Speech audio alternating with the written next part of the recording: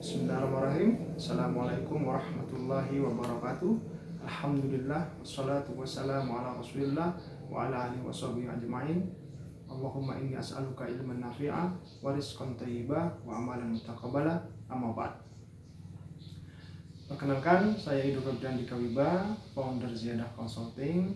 Ziyadah Consulting ini adalah perusahaan konsultan bisnis dan manajemen yang membantu para pengusaha muslim untuk bisa scale up atau bertransformasi menjadi korporasi atas izin Allah.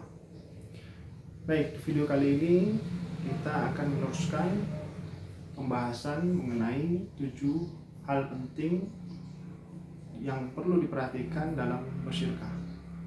Saya akan mereview sedikit apa ke-7 hal itu. Yang pertama, akad syirkah sudah sesuai dengan syariat Islam dan sudah kami bahas. Yang kedua, kondisi keuangan perusahaan yang sehat, yang insya Allah dengan video kali ini kita bahas. Kemudian yang ketiga, kemungkinan adanya pengembangan dan perbaikan yang bisa dilakukan di perusahaan tersebut. Yang keempat, yaitu komposisi tim pengelola pada perusahaan, terutama pada leader-leader perusahaan, baik top management, middle management, dan floor management. Kemudian partner bisnis yang dipilih oleh perusahaan, kemudian standarisasi dan sistem yang telah dimiliki perusahaan dan sudah diterapkan, dan perencanaan setelah syirkah berakhir dalam kondisi apapun, yaitu bisa disebut dengan exit plan.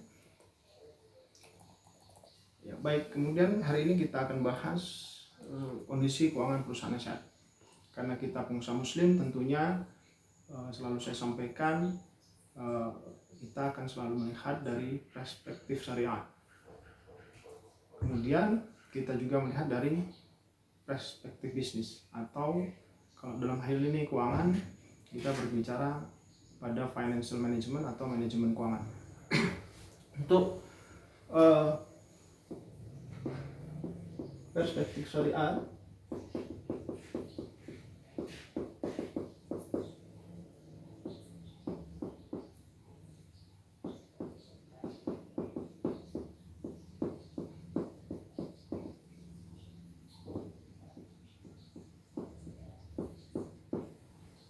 baik, apa sih yang disebut sehat? Ya, menurut saya dalam perspektif syariat adalah pada saat kita bersyirkah untuk perusahaan baru, harus dipastikan para pihak yang bersyirkah bila syirkahinan bersepakat untuk tidak pada perjalanannya untuk tidak mengambil modal dari permodalan yang diharamkan atau permodalan yang ada riba. Kemudian pula jika bersyarikat dengan akad mudharabah, perlu dipastikan oleh sahibul mal untuk mudharib di perjalanannya tidak melakukan pengembangan juga dengan modal riba. Karena apabila ada modal riba, kami anggap atau bisa kita anggap perusahaan tersebut keuangannya tidak sehat. Kemudian apabila perusahaannya sudah jalan, kemudian kita akan melakukan investasi di pertengahan jalan perusahaan tersebut, maka bisa kita ambil atau kita kutip dari buku Ustaz Ami Nurbaid Hafizullah Ta'ala di buku Halal Haram Bisnis Online di halaman 241, yang bisa saya bacakan dalam Qarar Al-Haiyah Asy-Syariah atau keputusan Dewan Pengawas Syariah Bank Ar-Rajihi nomor 485. Dinyatakan, 1. Dibolehkannya melakukan transaksi terhadap saham perusahaan harus berdasarkan asas kebutuhan atau pernyataan modal kita. Apabila itu dianggap saham, ya harus berdasarkan asas kebutuhan. Kemudian jika dijumpai ada perusahaan yang membuka saham, yang pertama komitmennya harus menjauhi riba dan sudah memenuhi kebutuhan, maka wajib membatasi dengan perusahaan semacam ini, sehingga tidak perlu mengambil perusahaan lain yang tidak memiliki komitmen semacam itu. Yang kedua, global nilai utang ribawi yang dimiliki perusahaan, baik utang jangka panjang maupun utang jangka pendek, tidak lebih dari 25% dari total aset perusahaan, dengan tetap mengikuti prinsip bahwa utang riba hukumnya haram berapapun nilainya. Nilai harta haram yang masuk perusahaan tidak lebih dari 5% dari total penghasilan perusahaan Baik input ini berasal dari investasi ribawi atau dari kegiatan yang haram atau cara kepemilikan yang haram atau yang lainnya. Jika tidak ada kejelasan terhadap sebagian pemasukan, maka harus dilakukan upaya pendekatan untuk mengenalinya dengan memperhatikan prinsip kehati-hatian. Yang keempat, unit yang haram tidak lebih dari 15% dari total aset perusahaan, baik berupa investasi maupun kepemilikan yang haram. Dewan Pengawas Syariah menegaskan bahwa penyebutan angka persentase dalam putusan ini berdasarkan ijtihad yang bisa dipertanggungjawabkan sesuai dengan konsekuensi yang benar. Maka ini yang disebut perspektif syariat yang saya maksud. Kemudian perspektif dari bisnis atau manajemen keuangan, karena kita lagi membahas bagaimana kondisi perusahaan keuangan yang sehat apabila kita ingin bersyirkah, baik ini perusahaan baru maupun perusahaan yang sudah jalan. Bagi perusahaan baru, kita perlu melihat bisnis plan-nya atau studi kelayakan bisnisnya. Yang pertama bisa diperhatikan adalah valuasi marketnya.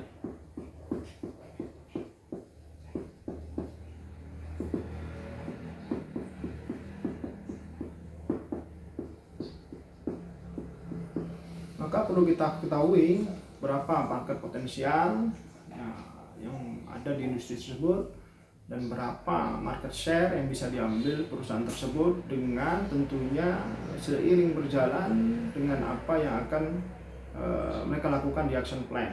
Jadi seperti marketing plan-nya, seperti sales plan-nya ya, harus berseiring atau sinkron dengan valuasi market yang mereka tampilkan. Jadi ini yang akan membuat nantinya ya, dengan izin Allah, insya Allah perusahaan ini mempunyai keuangan yang sehat. Yang pertama, jelas butuh revenue. Revenue ini bisa kita forecasting atau kita prediksi dari valuasi market yang kita sudah riset. Kemudian yang kedua, tadi berhubungan dengan bagaimana mereka merencanakan profit. Bagaimana mereka menyalurkan profit. Jadi dalam laporan keuangan di laba rugi itu terdapat 3 hal. Yang pertama revenue, yang kedua cost, sehingga menghasilkan profit. Cost itu bisa kita lihat dari rencana anggaran biaya mereka. Kemudian setelah dikurangi dari revenue, dari valuasi market yang mereka telah perhitungkan, maka yang ketiga adalah adanya profit. Di situ kita bisa lihat apakah profit sudah sesuai dengan apa yang kita harapkan nantinya, ya, prediksi profit tersebut. Kemudian apakah sudah menjadi pengumuman atau off di industri tersebut. Ya, data ini kita bisa lihat di beberapa website secara umum, seperti di Badan Pusat Statistik atau di Bank Indonesia. Di situ ada data profitable atau industri profit di berbagai bidang. Baik, jika perusahaan sudah jalan, ya ini sangat lebih mudah daripada perusahaan yang belum dijalankan, karena perusahaan yang dijalankan dia bersifat forecasting atau prediksi yang bisa saja juga berubah. Ya, jadi resikonya lebih besar ya, maksud saya. Tapi jika perusahaan sudah dijalankan, maka ada histori, ada histori laporan keuangan di tahun-tahun sebelumnya, yang tentunya bisa juga berubah di tahun-tahun setelahnya, ya, tergantung dengan takdir Allah yang Allah tentukan. Baik, untuk perusahaan yang sudah jalan, kita bisa memperhatikan beberapa rasio, karena manajemen keuangan ini intinya adalah pada rasio-rasio tersebut yang kita bisa baca sehingga kita bisa mengambil keputusan. Pertama, rasio likuiditas.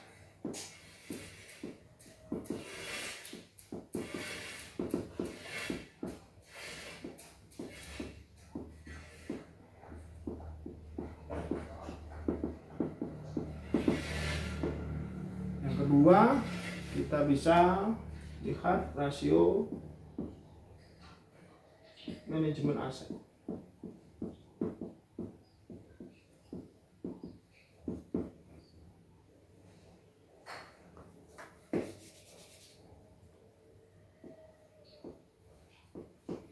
Yang ketiga, kita bisa melihat rasio manajemen hutang.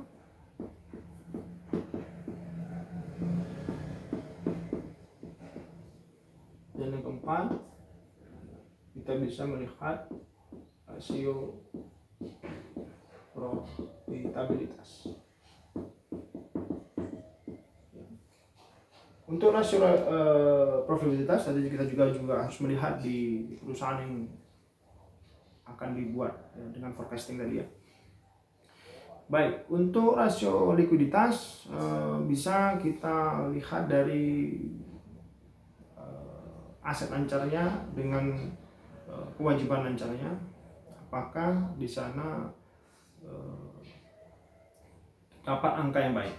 Maksudnya bisakah aset lancarnya menutupi hutang lancarnya?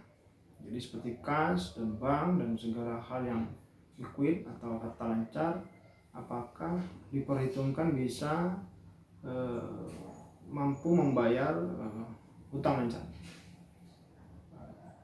dan ditambah bisa mencukupi operasional perusahaan tersebut, yang idealnya adalah 6 bulan. Misalkan ada kebutuhan perusahaan untuk operasional selama 6 bulan dari story ya, dan dari forecast mereka untuk rencanakan biaya di tahun sebelumnya adalah kita anggap contohnya 600 juta, sehingga sebulan 1 juta. Nah, di situ terdapat utang lancar misalkan 1 miliar, maka seharusnya minimal perusahaan ini mempunyai harta lancar sebesar 1,6 miliar. Kemudian untuk manajemen aset, rasio manajemen aset kita bisa lihat dari inventory turnover. Jadi ini juga banyak terjadi masalah di perusahaan-perusahaan yang sudah jalan tetapi mengalami kendala forecasting demand, sehingga tidak seimbang antara demand dan supply.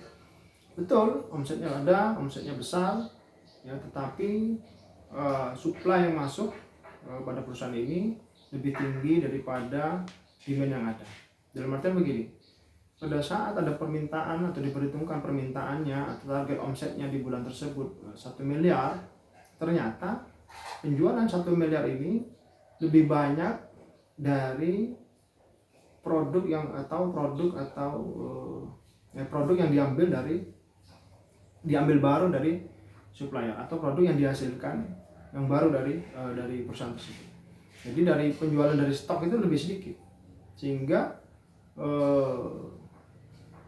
banyak stok yang tertinggal atau dead stock, atau turnovernya rendah, turnover dari inventory-nya rendah ya. Jadi banyak dari yang baru, misalkan dia melakukan pengambilan barang 1 miliar di bulan itu, kemudian yang laku 1 miliar, sehingga stok yang lama tidak berkurang sama sekali. Jika ini terjadi terus menerus ya, apalagi ada sisa ya, atau berlebihan mengambilnya 1,1 sehingga tersisa 100 juta, maka stok yang lama menjadi bertambah 1 juta ya. Ini bisa menimbulkan cost yang selalu meningkat, sehingga diperlukannya gudang baru, bisa sewa, bisa membangun gudang baru, sehingga modalnya masuk ke membangun gudang baru. Maka yang layak idealnya adalah seharusnya minimal mempunyai inventory turnover. Jadi dari barang yang kita punya, misalkan stoknya 1 miliar, mengalami idealnya menurut kami adalah 2 kali perputaran, sehingga mengalami atau mendapatkan omset 2 miliar. Kemudian bisa juga dari melihat penjualan dibanding dengan aset tetap. Jadi berapa modal yang kita atau uang yang kita belikan untuk aset tetap dibanding dengan penjualan. Jadi penjualan dibanding dengan aset tetap. Jika angka ini semakin tinggi, berarti semakin bagus. Nah, jadi aset yang kita beli seperti gedung, gudang tadi, kemudian aset tetap lainnya ya, seperti mobil, mesin, ini bisa menghasilkan penjualan berapa. Semakin tinggi rasionya, maka semakin baik. Kemudian untuk rasio manajemen hutang. Di sini juga banyak terjadi masalah jika kita tidak mempertimbangkan aset kita atau apa yang kita punya dengan kita dalam berhutang. Baik ini berhutang untuk membeli aset itu sendiri atau berhutang dalam rangka memenuhi kebutuhan bahan baku misalkan, atau kebutuhan stok. Meskipun bisa jadi kebutuhan stok ini hutangnya jangka pendek, tapi ada juga dengan tadi manajemen hutangnya tidak baik, ya maka bisa jadi hutang ini menjadi jangka panjang. Ya, jadi perlu dipertimbangkan antara total liabilities, terutama hutang jangka panjang, ya misalkan untuk menerima aset dengan aset yang kita punya. Jangan sampai asetnya nilai turun, hutangnya tetap. Misalkan kita membeli nih aset tetap berupa mobil, itu asetnya nilainya turun, hutangnya nilainya tetap. Nah, maka harus pertimbangkan. Hingga yang menurut kami yang layak adalah maksimal hutang jangka panjang kita 30% dari nilainya, 30% dari aset yang kita punya. Misalkan kita punya aset tetap 100 miliar, maka hutang asetnya maksimal menurut kami 300 juta. Itu yang aman. Kemudian untuk rasio profitabilitas ya bisa dihitung dari profit bersih atau laba bersih dari perusahaan tersebut dibanding dengan penjualan. Berapa idealnya? Ya, di sini tergantung dari industri perusahaan tersebut. Misalkan kalau industri makanan, ya kita harus mempelajari industri lain tersebut berapa yang satu ekosistem dengan kita. Misalkan makanan atau minuman ya, ready to drink misalkan, itu industri di ready to drink itu biasanya berapa, maka itu ya yang bisa kita menjadikan patokan, berarti perusahaan ini sudah ideal. Misalkan kita lihat industri ready to drink yang berdasarkan survei di teman-teman kita pengusaha yang lain, atau berdasarkan data dari Bank Indonesia, kita bisa lihat berapa profit atau rasio profit berdasarkan dibanding sales di industri tersebut. Jika misalkan 5%, ternyata perusahaan ini menghasilkan hanya 2%, berarti dia di bawah rata-rata industri. Maka yang baik adalah minimal 5%, atau jika lebih baik itu adalah di atas dari industri yang di industri tersebut. Baik, maka kami bagi 3 ya untuk kesehatan keuangan perusahaan di perspektif manajemen keuangan. Ya, yang pertama dia sehat,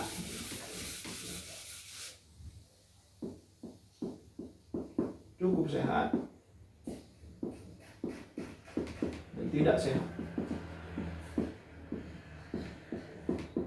Sehat berarti dari 90% rasio yang kita hitung, dia memiliki angka yang ideal atau baik. Kemudian jika cukup sehat, itu dari 100% rasio yang kita hitung, dia ada di atas 20%. Menurut kami angka yang tidak sehat, dan itu sulit untuk kita selesaikan dalam jangka pendek. Misalkan adanya kelebihan inventory. Ya, kemudian nilai inventory kita misalkan 20 miliar. Kemudian nilai hutang kita, hutang lancar kita adalah 19 miliar. Jadi sebenarnya inventory yang dipunya itu hanya 1 miliar. Sedangkan turnover rasionya hanya inventory rasionya hanya 0,25 atau 1/4 dari inventory. Jadi omsetnya hanya 5 miliar. Ini menurut saya sulit untuk diselesaikan dalam jangka pendek, sehingga harus butuh kedisiplinan dari tim sales dan dari tim manajemen, kemudian dari tim marketing untuk mendukung adanya percepatan dari inventory yang 20 miliar tadi. Ya, ini bisa kita bicarakan lebih lanjut di finance for decision. Ya, kita bisa sharingkan untuk manajemen keuangan untuk mengambil keputusan. Baik. Kemudian tidak sehat. Cukup sehat tadi apabila rasionya di atas 20%, ya rasio yang sudah kita hitung bisa diselesaikan. Tidak sehat tapi bisa kita selesaikan. Kalau tidak sehat berarti ada yang kita hitung di atas 20%, 30% misalkan, ya, atau sampai 50%, separuhnya itu tidak sehat semua dan ini sulit diselesaikan. Ya, menurut kami risikonya lebih tinggi untuk kita bisa bersyirkah atau bekerja sama atau menanamkan modal di perusahaan tersebut. Sehingga kita seharusnya bisa meminta manajemennya untuk memperbaiki itu dulu, baru kita berinvestasi di sana. Saya pikir itu saja yang bisa saya bagikan untuk kali ini. Semoga bermanfaat, ya, semoga bisa menjadi action ya, semoga bisa dari sini kita bisa mengaplikasikan hal tersebut di perusahaan kita. Karena banyak sekali setahu saya perusahaan-perusahaan yang bermasalah dalam manajemen keuangannya, baik secara perspektif syariat maupun secara perspektif manajemen keuangan. Ya. Jika teman-teman pengusaha muslim merasa video ini bermanfaat, ya, bisa di like dan subscribe di Ziyadah Channel. Terima kasih. Kita tutup dengan doa kepada majelis. Subhanakallahumma wa bihamdika asyhadu an la ilaha illa anta astaghfiruka wa atubu ilaik. Assalamualaikum warahmatullahi wabarakatuh.